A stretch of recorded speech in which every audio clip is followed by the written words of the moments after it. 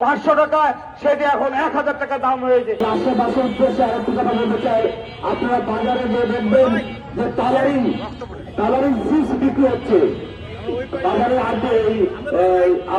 পাইকারি দোকানগুলো সব কালারিং চিপস বিক্রি করছে। এটা সম্পূর্ণ বেআইনি। আপনারা ব্যবহার করেছে রং, সেই রং দিয়ে এই কালারগুলো তৈরি করা। এমন আচরণ কেন করবে এবং এটা যে আচরণটা যে দোকানদার করেছে এটা একটা তীব্র নিন্দা জানাচ্ছে। অত্যন্ত দুঃখের বিষয়, আমরা মুসলমান কান্ট্রি হয়েও আমাদের 12 মাসের মধ্যে একটি রমজান মাসের পবিত্র মাস হচ্ছে রমজান। সেই রমজান মাসে আমরা দেখি 11 মাসের যে ব্যবসা তারা করে তার সেই মুনাফাকে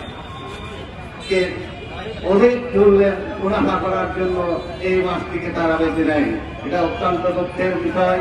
তাই আমরা আজকে এই জ্ঞানের আমন্ত্রণে আমরা এখানে উপনীত হয়েছি যে আগামীতে এই ধরনের যেন অসৎ কাজে কেউ যাতে সহযোগিতা না করে এবং যারা রাস্তাঘাট থেকে শুরু করে বিভিন্ন জায়গায় ফুটপাতে ব্যবসা করছেন এবং খাদ্যদ্রব্য বিশেষ করে আমরা যে ফাস্টফুড থেকে শুরু করে রমজানের যে ইফতারিগুলো দেখছি অত্যন্ত অস্বাস্থ্যকর পরিবেশে এইসব তৈরি হচ্ছে এবং বিক্রি হচ্ছে।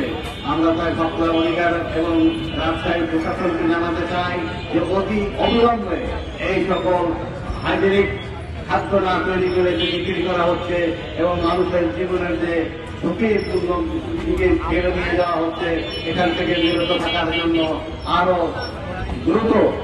অতি দ্রুত যাতে আমাদের রাজশাহীতে এই ভোক্তা অধিকারের ব্যানারে এবং ক্যাবের সহযোগিতায় যাতে মনিটরিং টিম বাজারের অতি সত্তর কাজ করে।